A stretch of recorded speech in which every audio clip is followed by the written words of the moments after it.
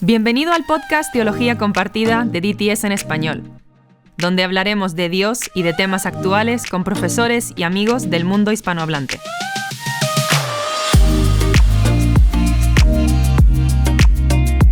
Estamos una vez más aquí con el podcast y estamos tratando algunos temas que tienen que ver con la educación teológica. Y hoy en día tengo el privilegio de estar aquí en la mesa con el doctor Nicolás Tranchini, un egresado también acá del seminario de Dallas, originario de Argentina, pero ahora viviendo algunos años ya en España, en Málaga, y haciendo un ministerio bastante impactante, no solamente para el idioma en español. Ya me has contado que han viajado para muchos países compartiendo del ministerio, pero también pastoreando una iglesia en Málaga. No solamente estás con el Ministerio de Cambios Profundos, sino que también estás ministrando ahí en la iglesia. Nicolás, ¿nos puedes contar un poco acerca de tu vida, acerca de tu contexto en Argentina y lo que estás haciendo ahora también en España, en Málaga? Sí, claro, encantado de estar con ustedes hoy. Gracias. Pues nací en un contexto un contexto católico en Argentina. Fui a un colegio católico, de hecho, y fue muy interesante porque nos convertimos por medio de los navegantes, The Navigators. Entonces ellos tenían una carga especial por llegar a personas que nunca entrarían en una iglesia evangélica, que era mi caso por mi contexto cultural. Entonces hacían estudios bíblicos en casas y tal, pero compartían el evangelio. Me convertí, yo creo que a los 13. Pero claro, nunca había pisado una iglesia. Durante años de convertido, yo tenía mi tiempo devocional, memorizaba versículos, compartía mi fe, porque los navegantes son muy fuertes en esto, ¿no? Sí. Y fue muy interesante porque me enteré que era, en cierta forma, protestante. Un día en una clase de historia en el colegio secundario, el profesor tomó una tiza y dividió el pizarrón en el medio y dijo: esto es lo que creen los católicos y esto es lo que creen los protestantes. Y de repente dije: ajá, mira, que soy protestante. El maestro del colegio. De historia. De historia. Oh, mira qué bien. Más porque había un énfasis claro en el ministerio de intentar llegar a alguien que no se sentiría cómodo en una iglesia. Más que nada por el contexto cultural en ese momento en Argentina. Había un pastor muy reconocido, muy famoso, había estado en la tele, en la radio, en todos lados, y la verdad que había dejado un testimonio horrible. Entonces, mis amigos no cristianos, si querían insultarme, me decían pastor. Ese era su insulto. De todos los insultos que podían elegir, el peor era pastor. Entonces era algo que, una carga de vergüenza muy, muy fuerte en ese sentido. Entonces hubo un énfasis en algunos ministerios de intentar llegar a estratos sociales que sí, por ahí la gente que no tenía tanta educación, por ahí se convertía y tal, pero la gente que tenía un poquito más de educación, que venía de un contexto cultural un poquito diferente, pues jamás hubieran ido a una iglesia evangélica por el estigma que había en ese momento, ¿no? Ahora cambió bastante, pero en ese momento era muy, muy, muy fuerte. ¿Y estás hablando de Buenos Aires o dónde estás hablando de Argentina? Estoy hablando 1 hora al sur de Buenos Aires, digamos, en La Plata, en realidad en una ciudad entre medio, se llama Citibel. Ahora es una ciudad culinaria, todo el mundo va ahí a comer, es muy linda la ciudad. Muy turístico, ok. Sí, súper lindo. Y sí, 1 hora al sur de Buenos Aires. La Plata es la capital de la provincia de Buenos Aires. Muy bien, ok. Así que... ¿Y también tienen playa o no está cerca de la playa? No, eso es Mar del Plata.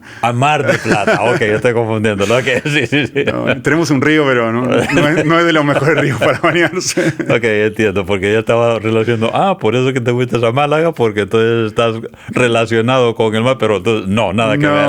No, ojalá. Sí, cada vez cuando me mudé a Málaga veía el mar y decía: qué regalo estar acá cerquita. Pero bueno, crecimos en ese contexto y justamente, en cierta forma, parte de ese, digamos, de ese mal testimonio que tenían los pastores, en cierta forma fue generando de forma invisible a lo largo de los años una carga especial por masticar y meditar bien qué es cambiar, porque evidentemente esta gente venía con mostraba externamente un algo en su enseñanza, en su vida de iglesia, que era de una forma, y luego cuando uno miraba su vida puede ser de otra.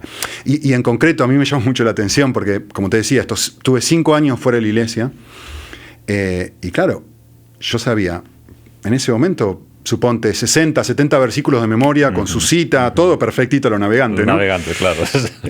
Discipulaba a personas, guiaba estudios bíblicos, evangelizaba a mis amigos no cristianos y tal. Y el primer día que yo piso una iglesia evangélica, 5 años después de esto, miro alrededor, lleno de gente. Yo pensaba que era el único cristiano de la Argentina y de repente llego ahí y me encuentro con cientos de personas y yo en mi mente, mirá mi inocencia, en mi mente decía, ¡wow! Esta gente hace 25 años que son cristianos. Deben saber 500, 600 versículos de memoria. Deben haber compartido el evangelio con cientos de personas. Y claro, hasta que me choqué con la triste realidad, ¿no? Que no era así. Y un poco ahí empezó a surgir mucho la carga de empezar a hacer una diferencia en ese sentido, ¿no? Y esa es la pregunta clave que quería hacerte, Nico, es entonces, ya lo estás diciendo, pero ¿cómo nos compartirías el surgimiento del ministerio Cambios Profundos? Arrancó principalmente, yo estaba escribiendo mi tesis doctoral y en el proceso de ir viajando alrededor del mundo, sea Latinoamérica, sea África, sea Europa, Estados Unidos, iba donde iba, me encontraba una de mis tareas principales era capacitar pastores. Entonces, siempre justamente con los navegantes aprendí desde los comienzos el valor de la vulnerabilidad, es decir, el valor de ser transparente, compartir mis luchas con otra persona, confesar mis pecados, como dice Santiago, ¿no? Confesados unos a otros para que seáis sanados, llevar las cargas los unos de los otros. Entonces este valor que me transmitieron los navegantes de ser muy vulnerable, lo llevé conmigo a todos lados. Entonces aún en la capacitación de pastores, siempre arrancaba mi tiempo con cualquier pastor compartiendo mis propias luchas. Entonces al hacer eso, la gente abría los ojos. ¿Cómo así? ¿Cómo, no? Pero un primer momento generaba un pequeño shock, pero enseguida eso hacía que las barreras se bajaran y los pastores comenzaban a abrirse y de repente comenzaba a haber un patrón que era, una cosa era la vida pública, otra cosa era la vida secreta de la persona. Y no había una coincidencia en eso, más allá de que todos tenemos luchas, ¿no? Pero eso me generó una carga muy grande. Y principalmente hay un versículo que para mí es el versículo clave, que dio comienzo, prendió el motor de Cambios Profundos, que fue Mateo 7, cuando Jesús dice, muchos en aquel día me dirán, Señor, Señor. Y este muchos está enfocado justamente en pastores, en profetas itinerantes que iban compartiendo el Evangelio, en el contexto de Mateo 7, y ellos mismos dicen, pero ¿cómo no me va a dejar entrar si yo he expulsado fuera demonios, profetizado en tu nombre, he sanado enfermos, y citan las 3 mismas cosas que Jesús le dijo a sus discípulos que tenían que hacer cuando los mandó de 2 en 2, ¿no? Entonces, ¿cómo puede ser que una persona que dedicó su vida a eso, de repente, no sea aceptada en el reino de los cielos? Y además el pasaje dice muchos, no dice pocos, no dice algunos. Eso genera una carga muy, muy grande, pensando en los muchos personas, pastores y líderes y gente de la iglesia que cree que son creyentes porque van a la iglesia, porque toda su vida estuvieron ahí, porque quizá leen su Biblia, oran, diezman, pero realmente no han tenido una experiencia de transformación profunda, una conversión genuina, seguida por un conocimiento real de Cristo, ¿no? Y Nico, estoy conectando lo que dijiste al inicio de tu experiencia con tus compañeros en el colegio, cómo eso te va preparando, digamos, ese contexto de un mal testimonio de alguien famoso, predicador, y ahora con tu contacto con estos pastores, ver la misma entonces necesidad de muy superficial, nada entonces de ahí vienen los cambios profundos que se manifiestan, y específicamente entonces cómo fueron, digamos, los pasos ya al verte esa necesidad, al tocarte este texto, al ver entonces en las conferencias, en lugares donde estás, ¿qué te mueve entonces a colocarle cambios profundos? Creo que era Stott que dijo, el llamado del cristiano, lo estoy parafraseando, dijo, nace con una ira santa o con un descontento santo por una situación presente. Es decir, uno observa algo, mira y dice, Dios, ¿por qué no haces algo? ¿Por qué no haces algo? Uno siente un peso y una carga por decir, ¿cómo puede ser que haya tantas personas en este estado?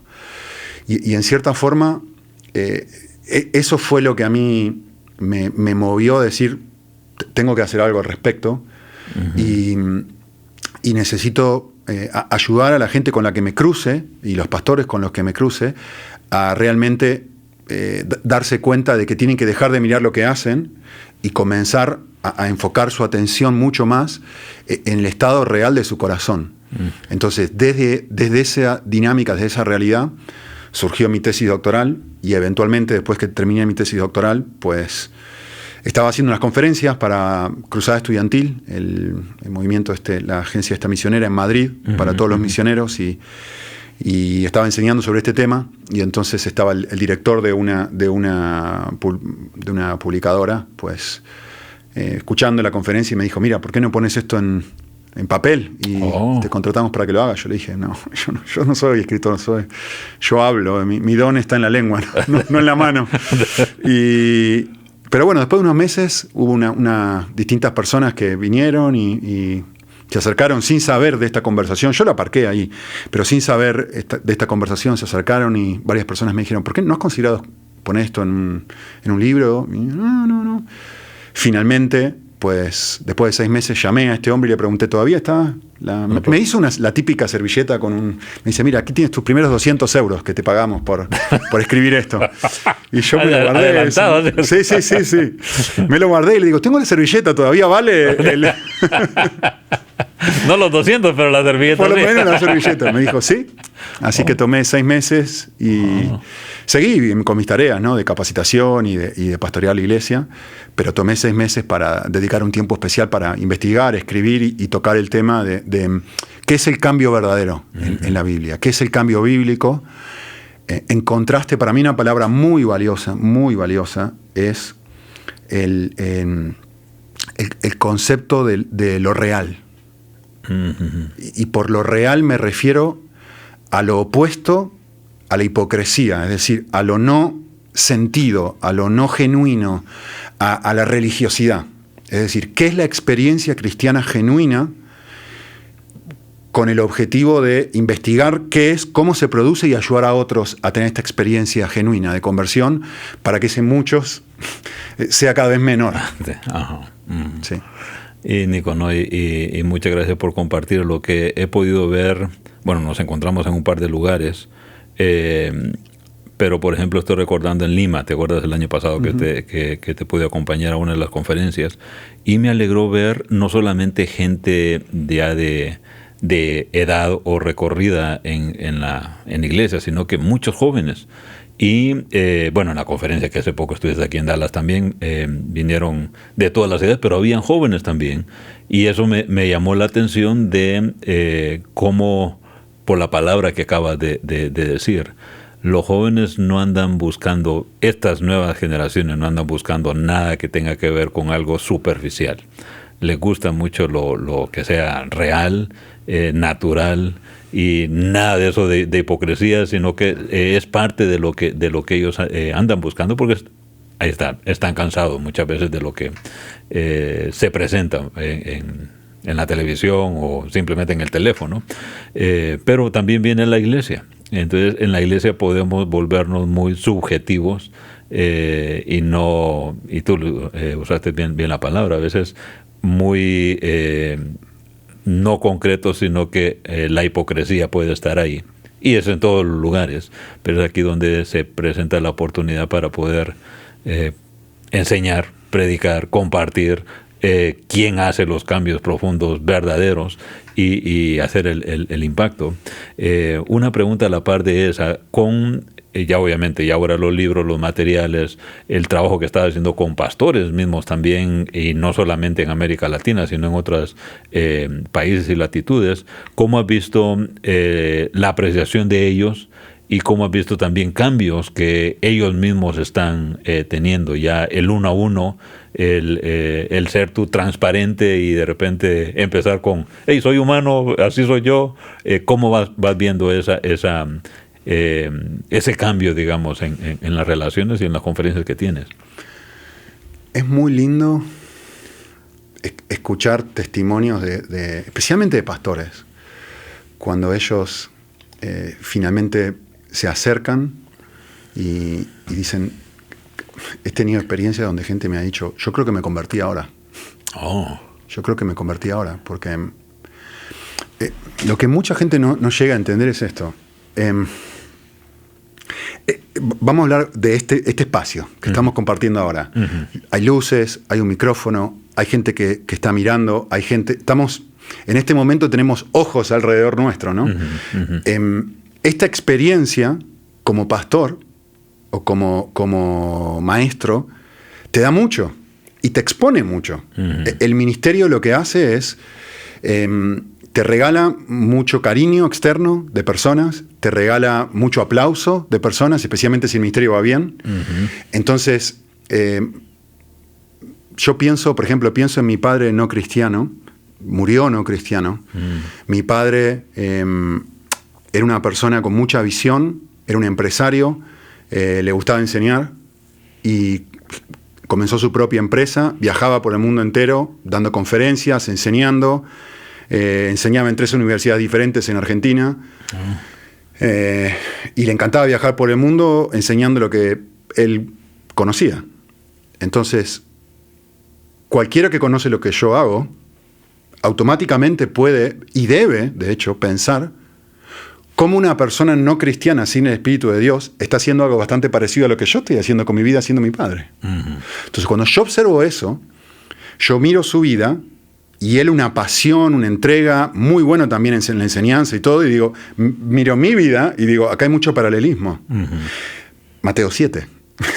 Es decir, yo necesito frenar un momento y decir, qué distinto.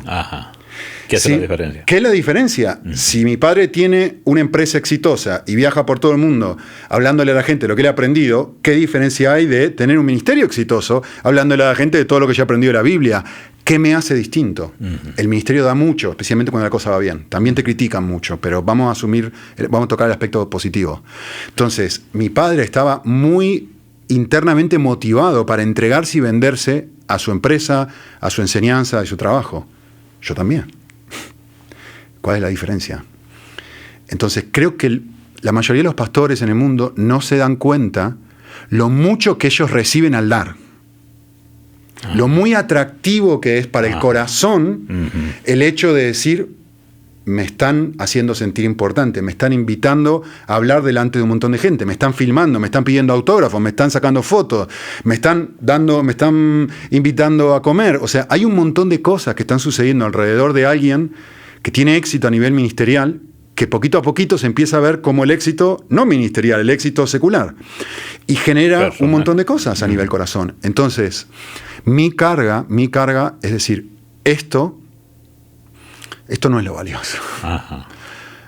Lo valioso es el amor que Cristo me tiene y mi relación, mi capacidad, mi capacidad personal diaria de apreciar el amor que Dios en Cristo tiene por mí.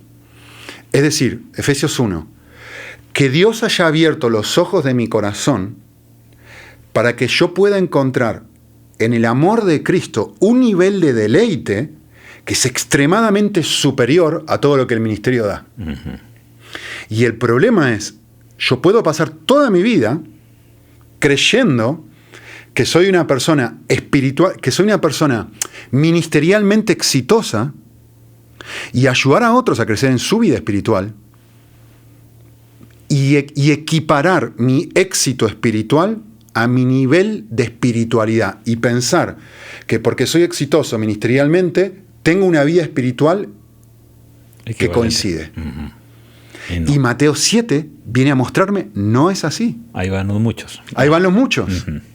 Ahí va mi padre y ahí va cientos y cientos, el pastor que yo te comentaba en Argentina, y cientos de pastores que por ahí no tienen tanto éxito, tienen una iglesia normal, 100, 200 personas, lo que sea, pero que a la vez se desviven por la iglesia porque eso los hace sentir especiales, los hace sentir que están ayudando, los hace sentir valiosos, la gente viene, les consulta, les regala su atención, los escucha. El que una persona te escuche te hace sentir importante, te da demasiado.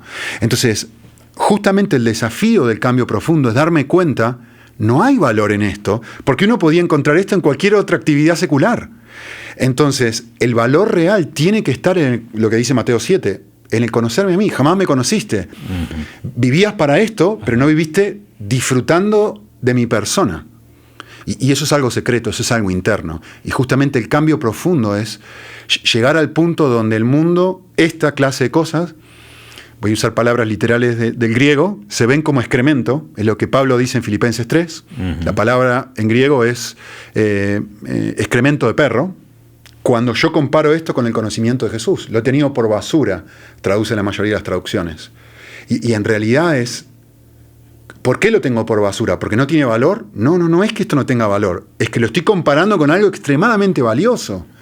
Por supuesto que tener un trabajo tiene valor, por supuesto que el ministerio tiene valor, por supuesto que servir a otros tiene valor, pero lo que Pablo está haciendo es un hipérbole mostrándome, decir, en tu corazón, no lo que tú predicas un domingo, sino en tu corazón, tú sientes que el nivel de relación que tú tienes con Jesús personal, cuando tú lo comparas con todas las otras cosas que te da el ministerio y que te da Netflix y que te da las vacaciones y que te da el tener un cuerpo hermoso, el que te da el gimnasio y que te da todo esto, tú lo percibes como excremento de perro cuando lo comparas con el valor que Jesús tiene en tu corazón.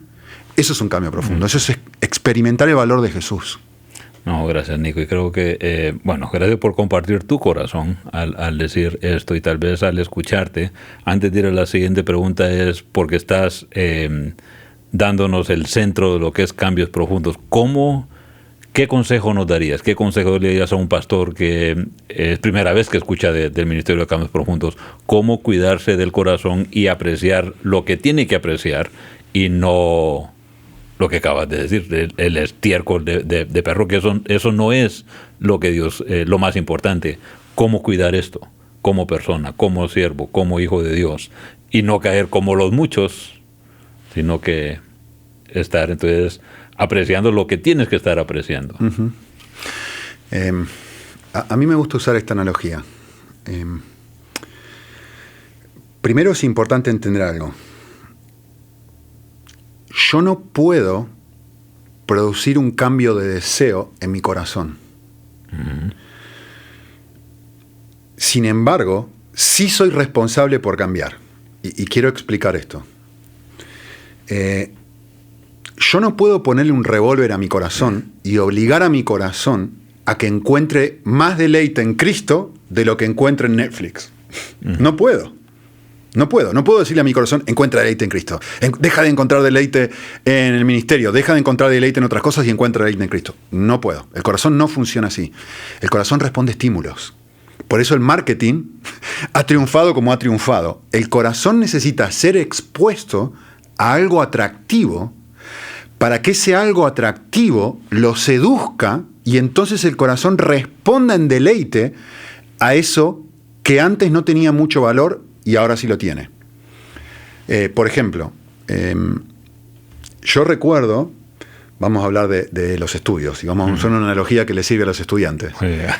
Yo recuerdo como no cristiano, jovencito, nunca jamás en la vida hubiera querido leer. Yo odiaba leer, no me gustaba leer libros. Mi padre era muy estudioso y siempre lidiaba conmigo porque yo no quería leer y yo quería jugar al fútbol. Ese era mi objetivo de vida. Como buen argentino, claro. Por supuesto. Quería jugar a la pelota y punto. Entonces, siempre una lucha de poderes ahí, quién ganaba, ¿no? Entonces, para mí, cuando yo arranqué la facultad, comencé estudiando periodismo, para mí ir a leer un libro era algo que tenía que hacer así. Tenían que obligarme, no era algo que me causaba deleite. Era algo que yo tenía que hacer con el objetivo de obtener algo mayor. Un buen trabajo, dinero, etc. No encontraba nada de deleite en esto. ¿Cuándo me convertí? ¿Cuándo me comprometí con el Señor? Creo que me convertí a los 13, pero me comprometí realmente a los 19. Mi vida dio un giro de 180, dejé de jugar a las escondidas con el Señor, un día sí, un día no. Y cuando me comprometí con el Señor, de repente tenían que frenarme. Libro que encontraba, libro que yo quería leer, porque para mí quería conocer a Dios, para mí dejó de ser una obligación, comenzó a ser leer, que antes era algo horrible, de repente en mi corazón comenzó a ser algo total y completamente increíble. Hoy leo libros todos los días, no hay un solo día que pase sin leer un libro, pero ni uno, porque me causa deleite hacerlo. Yo no generé eso en mí. Yo no dije, a partir de ahora voy a ser disciplinado, voy a leer libros todos los días. No funciona así. Hubo algo que cambió dentro mío, que algo que no tenía valor, de repente empezó a cobrar un valor y ascendió a un espacio supremo en mi corazón. Y eso cambió mis hábitos. Eso cambió aquello a lo que le dedico tiempo, esfuerzo, fantasía, dinero, porque los libros cuestan dinero. Entonces, con Cristo pasa algo similar. Es decir, yo no puedo decirle a Cristo, yo no puedo decirle a mi corazón, deja de encontrar deleite en esto y comienza a encontrar deleite en Cristo. Algo tiene que suceder aquí adentro para que lo que antes era muy atractivo baje y deje de ser atractivo, y lo que era muy poco atractivo, Cristo, comience a ser supremo. ¿Cómo se sucede ese algo? Si yo no puedo cambiar mi corazón, entonces ¿qué hago? ¿Cómo cambio? ¿Cómo cambio si no puedo cambiar mis afectos, no puedo cambiar mis amores? ¿Cómo cambio? Pues es más simple de lo que uno piensa. Y acá la ilustración que quería usar. Es como si Dios nos diera el mandamiento, cambia el color de tu piel, broncéate. Y tú dices, pues yo no puedo cambiar el color de mi piel. No, pero hay algo que sí puedes hacer. Si tú te quedas dentro de un cuarto, tú nunca te vas a broncear. Pero si tú sales afuera todos los días regularmente y comienzas a exponerte al sol, ¿quién es el que cambia el color de tu piel? El sol. Pero ¿quién es responsable por salir todos los días y exponerse al sol? Yo. No puedo cambiar mi piel, no puedo cambiar mi corazón, pero sí soy responsable de exponerme a Cristo para que su persona poquito a poquito me vaya cautivando y vaya cambiando los afectos de mi corazón. Amén. Entonces, en ese sentido, esto es un ejemplo de cómo funcionan esencialmente las disciplinas espirituales. Es decir, yo utilizo todos los medios de gracia que Dios me ha dado para broncearme y contagiarme de su corazón y encontrar deleite en él. Entonces, esa es la dinámica. Yo lo que, quizá un último ejemplo práctico que a mí me ayuda muchísimo es, por ahí esta persona o varias personas están pensando, sí, pero yo leo mi Biblia todos los días, yo oro todos los días y la verdad que no experimento ese deleite que tú estás hablando. Yo daría un consejo práctico. Adelante. Me van a matar después de que diga eso. Dale. Yo diría, cambia temporalmente de dieta. A veces la gente utiliza 2 disciplinas espirituales y los más espirituales utilizan 3. Lectura de la Biblia y oración. Y se resume eso. No hay nada más. En la Biblia hay más de 24 disciplinas espirituales diferentes y medios de gracia diferentes que Dios utiliza para cambiarnos. Entonces tenés que abrir el abanico para broncearte de una forma más amplia. Entonces, la tercera que alguna gente usa es el ayuno, ¿no? Son las típicas 3 que normalmente se utilizan, pero hay muchísimas más. Una que yo utilizo muchísimo es, y especialmente cuando no tengo sed de Dios, es dejar que alguien me dé de comer en la boca. ¿Qué significa esto? Tomo a mi predicador favorito y todas las mañanas escucho una prédica de este hombre, todas las santas mañanas, una prédica de este hombre, así durante 30, 40, 50 días. Gente que me está hablando, que tiene esta cosmovisión y que tiene, que uno se da cuenta, este hombre cuando habla te ministra. Entonces, te está dando comida en la boca porque claramente no estás en el lugar donde, como dice Pablo en 1 Pedro, ¿no? Ahora necesito lechita otra vez, que alguien me dé, y no carne. Entonces, hasta recuperar el pleno deleite de Dios, dejo que otro me alimente. Entonces pongo mi Biblia a un costado, por eso dije que me iban a matar, un rato, o leo un devocional de quien sea, de Oswald Chambers, o de Spurgeon, o de alguien conocido, pero especialmente las prédicas a mí me ayudan mucho. He hecho con Howard Hendricks eso. Yo, mientras trabajaba aquí, escuché 112, en ese momento había cassettes. Okay. Otra era. Había caseteca aquí en DTS. Y yo me iba a la caseteca, donde estaban todos los cassettes. Y me llevaba, en vez de libros, me sacaba todos los cassettes de Howard Hendricks. Escuché absolutamente todas las predicaciones y enseñanzas de Howard Hendricks que había en la biblioteca en DTS. Todas. Todas.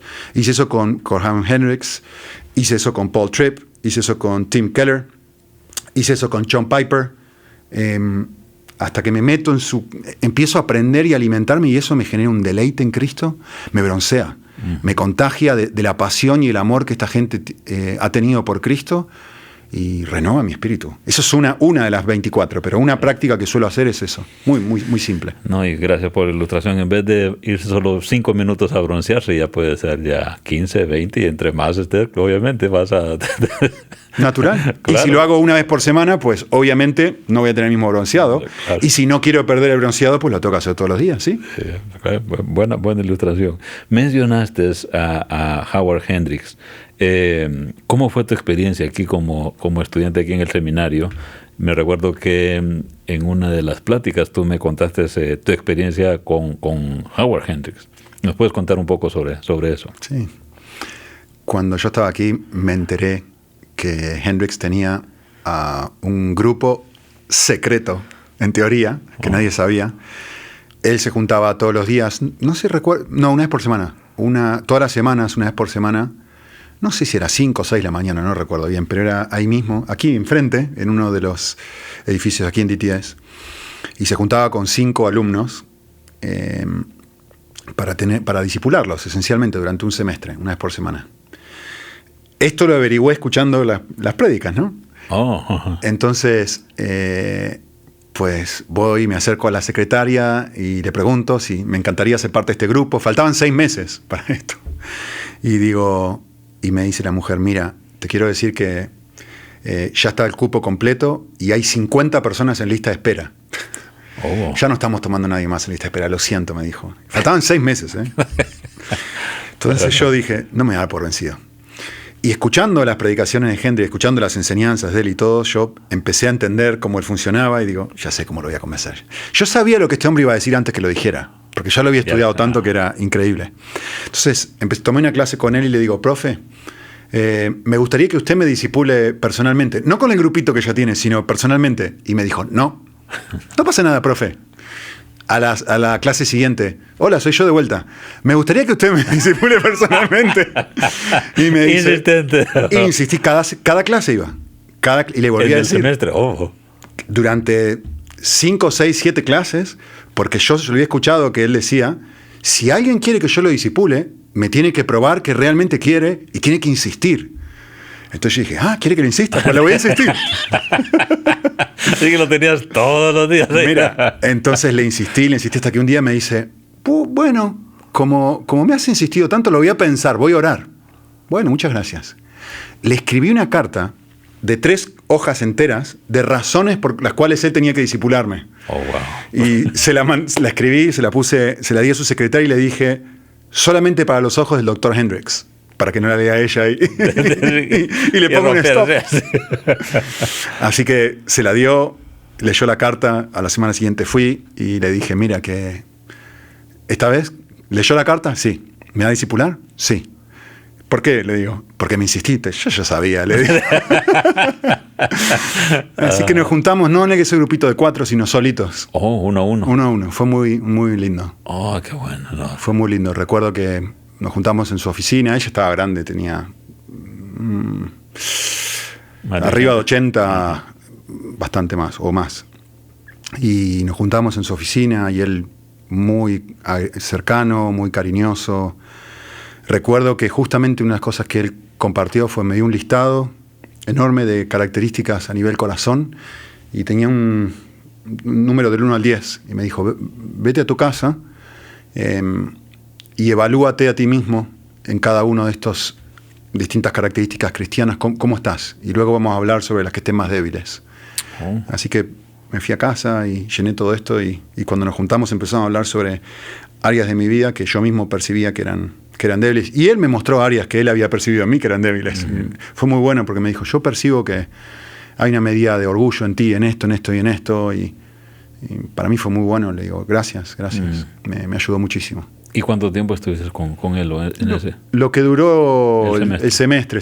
Nos habíamos juntado durante 10 semanas. Algo así, no recuerdo exactamente. Fue así. 22 años o algo así. Pero como tú dices, privilegio de estar con el profe y poder que te discipulara y tener esa conversación. Y ahora también puedo ver eso de cambios profundos, sin duda. Ahí el Señor te iba colocando todos estos eslabones y modelos de siervos de Él que sin duda te marcaron tu vida y está siendo de bendición para otros. En los pocos minutos que nos quedan, ¿qué nos diría acerca de cambios profundos en la educación teológica? Ya que estamos aquí en un seminario, has pasado por un seminario, vas a seminarios a dar las conferencias, estás involucrado con pastores. ¿Cuál es la diferencia en la educación teológica y estos cambios profundos? ¿Qué dirías acerca de esto? Sí, creo que, mira, me estoy acordando, el primer día que yo vine a DTS, el primer día, fui a Chapel, a la capilla. Y ese primer día fue la transición de Swindle a Bailey. Y se saludaron. Y recuerdo que Bailey se paró ahí en el púlpito a enseñar. Y era mi primer día. Yo estaba con mi cuaderno y mi lapicero, bolígrafo, como se diga, listo para decir, ¿qué va a decir este hombre? ¿Qué va a decir este hombre? Porque tenía un hambre. Mi primer capilla de todas. Y nunca me voy a olvidar lo que pasó ahí. Este hombre se para ahí y lee 1 Timoteo 1 y lee el versículo que dice: pero el propósito de nuestra instrucción es el amor nacido de un corazón puro, de una buena conciencia y de una fe no fingida. Cierra la Biblia y para mí fue como si el Espíritu de Dios hubiera descendido en ese momento, porque no me acuerdo nada de lo que dijo, solamente la lectura del versículo. Y Dios me habló tanto con ese versículo porque me cambió los lentes con los que entré a la educación teológica. Si lo pensás un momento, lo que este versículo está... Yo pensaba toda la vida, yo quiero ir al seminario de Dallas porque quiero aprender la Biblia. Uh-huh. El propósito de mi instrucción era aprender la Biblia. El propósito de mi instrucción era aprender teología. Yo quería eso. Yo había venido a esta institución porque sabía que era muy buena en exposición teológica, porque para mí en su momento era el mejor seminario del mundo y todo el mundo me había dicho esto, y yo digo, yo quiero ir ahí, quiero aprender, quiero crecer y quiero la mejor instrucción posible. Y cuando este hombre leyó este versículo, para mí fue como si Dios viniera y me diera un cachetazo y me dijera, te equivocaste. Uh-huh. El propósito por el cual estás acá no es para aprender la Biblia. El propósito por el cual estás acá es para ser un mejor amante. El propósito de nuestra instrucción es el amor. Y luego dice, y describe cómo debe ser ese amor. El amor, cambio profundo, el amor nacido de un corazón puro, de una buena conciencia y de una fe no fingida, algo real. Uh-huh. Entonces tú estás aquí, Nico, fue lo que Dios me dijo, no para aprender Biblia como el objetivo último. Eso es el medio para este fin. El fin es que te enamores de mí. Uh-huh. El fin es que cambie lo que tú amas. El fin es que ayudes a otros a cambiar lo que aman. Entonces, la educación teológica no debe ser un fin en sí mismo. La educación teológica debe ser un medio para que los alumnos se enamoren de Dios y ayuden a otras personas a enamorarse de Dios. Finalmente ese es el objetivo de Cambios Profundos, ¿no? Existimos para disfrutar nosotros a Dios y ayudar a otros a disfrutarlo. Nico, y gracias a Dios porque lo encontraste, obviamente Dios te mostró al mero inicio de la carrera y sin duda que eso hizo la diferencia. Y esa es una buena exhortación y un buen, una warning diría aquí, pensando entonces en nosotros, en que necesitamos desde el inicio tener bien marcado el por qué queremos estudiar o por qué estamos estudiando, por qué estamos preparando. Y no es solamente el conocimiento, es vivirlo, uh-huh. Es que Él te cambie, es que en medio de ese tiempo que estés, sea 1 año, sea 2 años, en el tiempo de preparación, que lo conozcas más a Él, no que se vuelva, como dices, en un cementerio. No, la idea es venir a conocerlo más a Él. Nico, muchas gracias por compartir tu corazón, gracias por compartir también sobre el ministerio que estás haciendo. Oramos para que el Señor te siga bendiciendo y usando donde quiera que estés. Y sigan en sintonía con nosotros, van a ver más programas como este, van a ver también en la descripción de este programa muchos de los recursos de Cambios Profundos y ahí pueden encontrar las páginas y los libros del doctor Nicolás Tranchini. Dios les bendiga. Gracias por escuchar el podcast Teología Compartida del Seminario Teológico de Dallas, donde aprendemos a enseñar la verdad y a amar a los demás.